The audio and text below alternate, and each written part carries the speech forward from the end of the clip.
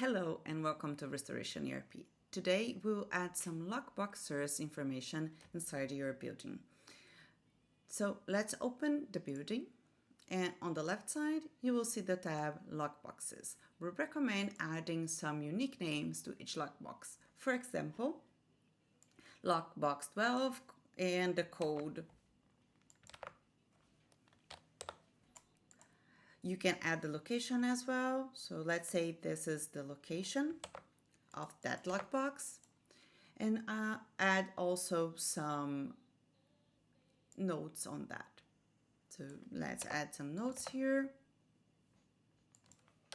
What is used for, and when was that last open.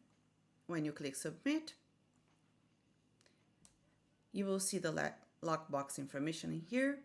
You can also click to modify, and you can add multiple ones if you need to.